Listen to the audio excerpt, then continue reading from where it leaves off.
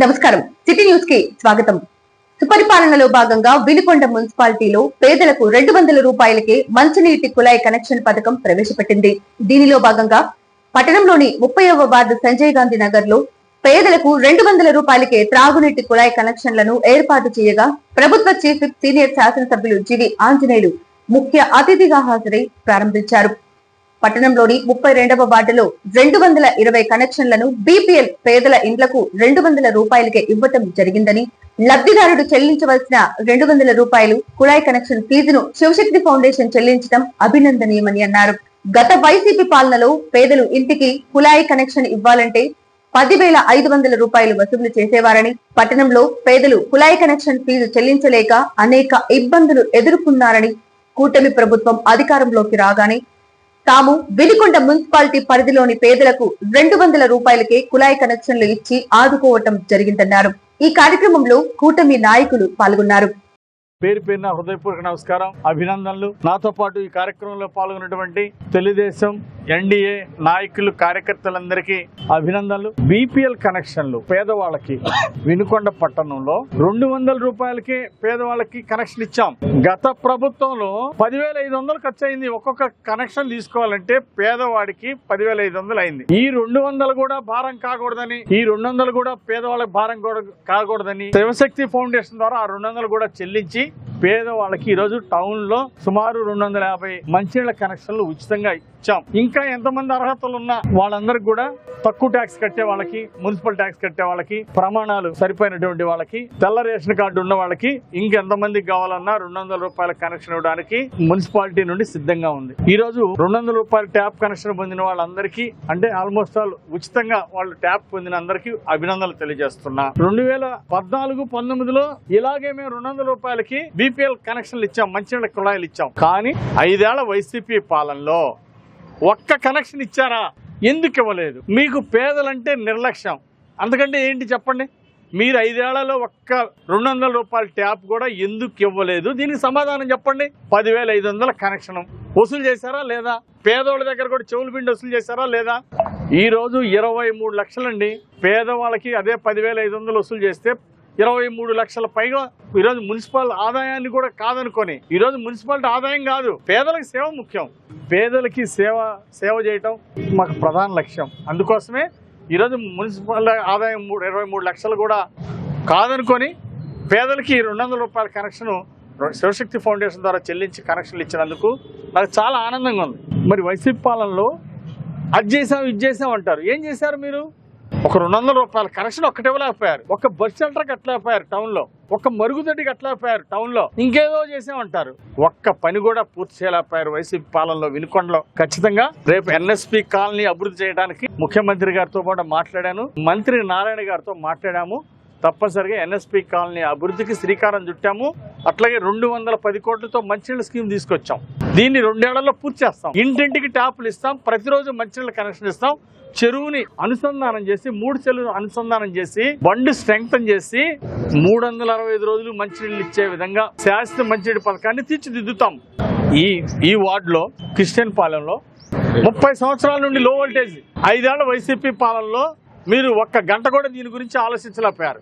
లో వోల్టేజ్ సమస్య పరిష్కరించలేకపోయారు. Single phase current మీద నడిచింది. అలాగే ఈ రోజు పడిపోయిన పోల్స్ మార్చాం, సింగిల్ ఫేజ్ నుండి 3 ఫేజ్ కూడా ఇచ్చాం, లో వోల్టేజ్ సమస్య పరిష్కారం చేశాం. ఈ వార్డు నాయకులను కూడా నేను అభినందిస్తున్నా. ఈరోజు ప్రజా సమస్యల్ని మా దృష్టికి తీసుకొచ్చినందుకు. అలాగే మున్సిపల్ చైర్పర్సన్ కానీ, అలాగే మున్సిపల్ కమిషనర్ గారిని కూడా నేను అభినందిస్తున్నా.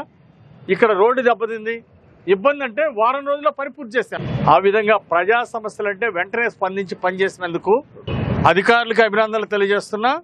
ఇచ్చేస్తున్నా రోడ్డు మీద ఎట్టబడితే అట్లా మరి గేదెలను కోయటం, దూడలను కోయటము, అర్థం రోడ్డు మీదనే కోయటము, అది పరిసర అదన పక్కనే మసీదు, ఇంకో పక్క గుడి, ప్రజలు ఎంతో ఇబ్బంది పడ్డారు. అదే కళ్ళ ముందే దూడను కోయటము, జంతువద, ఇవన్నీ కూడా ఇబ్బందికరమైన పరిస్థితి ఉంది. దాన్ని ఈరోజు టౌన్ లో మసీద్ దగ్గర, గుడి దగ్గర ఆ దూడలను కోసేది లేకుండా, జంతువద లేకుండా ఈరోజు చేయగలిగాము. భవిష్యత్తులో కూడా ఇలాంటివి అలౌ చేయం. ఈరోజు ప్రజల ఆరోగ్యం ముఖ్యం, అట్లాగే పరిశుభ్రత కూడా ముఖ్యం అని చెప్పేసి ఈ సందర్భంగా నేను తెలియజేస్తున్నా. అట్లాగే ఈరోజు ఇక్కడ లో వోల్టేజ్ సమస్య పరిష్కరించినందుకు 200 రూపాయలు పేదవాళ్ళకి మంచినీళ్ళ కనెక్షన్ ఇచ్చినందుకు నాకు చాలా సంతోషంగా ఉంది, సంతృప్తిగా ఉంది. వినుకొండ నియోజకవర్గాన్ని, పల్నాడు జిల్లాని అభివృద్ధి చేయటమే ఒక జీవిత ఆశయంగా పనిచేస్తాను. ఈ మధ్య జగన్మోహన్ రెడ్డి నా క్రెడిట్ అంతా చోరీ చేశాడని మాట్లాడుతున్నాడు. వినుకొండ నియోజకవర్గంలో సంక్రాంతి సెలవులు ముగిసినందున నిన్న అమావాస్య ఆదివారం కావడంతో పలు ప్రాంతాల్లో చదివే విద్యార్థులు కళాశాలలకు చేరేందుకు కష్టాలు తప్పటం లేదు. బస్సులు, రైల్లో ప్రయాణికుల రద్దీతో ఆర్టీసీ బస్టాండ్, రైల్వే స్టేషన్ కిటకిటలాడాయి. సోమవారం కళాశాలలో చదివే విద్యార్థులను పాఠశాలలో చేర్పించేందుకు వినుకొండ ఆర్టీసీకి చేరుకున్న 4గురికి జనం తాకిడికి ఆర్టీసీ బస్టాండ్ లో తీవ్ర గాయాలయ్యాయి. వివరాలను పరిశీలిస్తే ప్రకాశం జిల్లాకు చెందిన పుల్లల చెరువు, వినుకొండ నియోజకవర్గంలోని నాగిరెడ్డిపల్లికి చెందిన పలువురు విద్యార్థులతో కలిసి ఆర్టీసీ బస్టాండ్ కు చేరుకున్నారు. బస్టాండ్ లో రద్దీని చూసి గ్యారేజ్ వద్ద విజయవాడ వెళ్లే బస్సు ఎక్కేందుకు ప్రయత్నిస్తుండగా డ్రైవర్ బస్సును ముందుకు కదిలించడంతో 4గురికి తీవ్ర గాయాలయ్యాయి. సమాచారం అందుకున్న పట్టణ సిఐ ప్రభాకర్ తన సిబ్బందితో కలిసి సంఘటన ప్రాంతానికి చేరుకొని బస్టాండ్ లోని రద్దీని దృష్టిలో పెట్టుకుని ప్రయాణికులకు ఇబ్బందులు తొలగించేందుకు పలు చర్యలు చేపట్టారు. నాది వెల్లటూరు సార్. ఈరోజు నిన్న అమావాస్యని, ఆదివారం అమావాస్యని నిన్న కాలేజీకి వద్దంటే ఆగిపోయింది బాబు. అందుకని ఈరోజు సోమవారం కాలేజీ గుంటూరు బస్సు ఎక్కిద్దామని వచ్చాను సార్ బస్ స్టాండ్కి. వస్తే మామూలుగా 2-3 బస్సులు లోనా నుంచి, ఒక బస్సుకు లోనా నుంచి లోనాకు పంపించి గేటు దాటి లోనాకు పంపించి ఎక్కిస్తున్నారు సార్. 2-3 బస్సులు అట్నే ఎక్కినాక నేను సరే తర్వాత పోదాలేమని 2 బస్సులు దాకా ఎక్కల.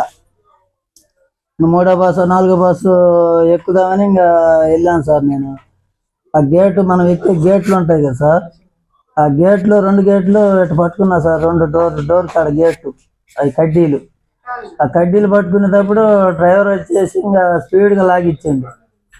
లాగిచ్చేళ్ళకి ఆ డోర్కి వచ్చేసి డోర్ గుద్దుకుంది సార్. చెయ్యి డోర్ గుద్దుకోవటంలో విరిగిపోయింది చెయ్యి. అది సార్ జరిగింది. అంతే సార్. ఒక 4-5 తగ్గినాయి సార్, ఆడవాళ్ళకి అందరికి.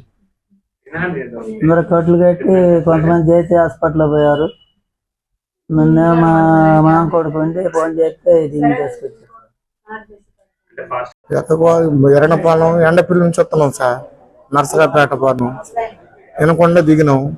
వినకొండ దిగితే ఆ గేట్ అమ్మితే ఆనుకోండి ఆడోళ్ళు రైలు నెట్టుకొని వచ్చిండు. తగిలింది, బోర్డు ఎరిగింది. మా ఆవిడే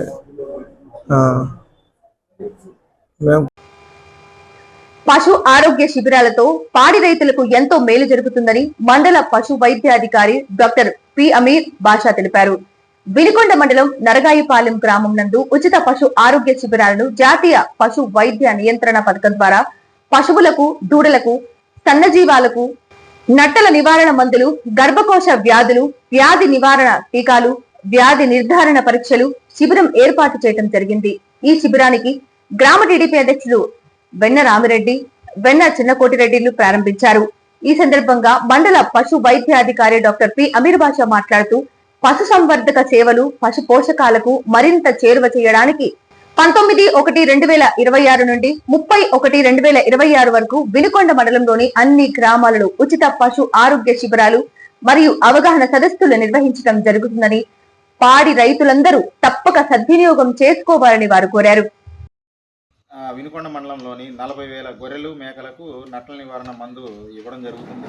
మరియు పశు వైద్య ఆరోగ్య శిబిరాలు నిర్వహించి ఏదైతే గర్భకోశ వ్యాధులు ఉన్నాయో వాటికి ట్రీట్మెంట్ చేసి వాటిని సక్రమమైన పద్ధతిలో ఉంచి చూడుగట్టే విధంగా తగు జాగ్రత్తలు తీసుకుంటున్నాము.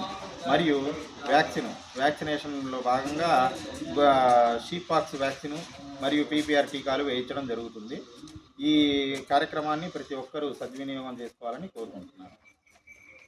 నూజెండ్ల మండలం కొత్త జడ్డవారిపాలెం గ్రామంలో పారా అసోసియేషన్ ఫర్ రూరల్ డెవలప్మెంట్ ఆధ్వర్యంలో గత 10 రోజులుగా జరుగుతున్న గ్రామీణ క్రికెట్ ఆటల పోటీలలో 38 జట్లు పాల్గొనగా ఈదర జట్టు మొదటి ప్రైజ్ ను 50,116 రూపాయలను చెన్ను రమేష్ ఐనవోలు స్పాన్సర్ చేయగా, రెండవ బహుమతి కొత్త జడ్డవారిపాలెం 30,116 రూపాయలను, మూడో బహుమతిని వెంగయ్యపాలెం 20,116 రూపాయలు బహుమతులను Para association for rural development sponsor చేశారు.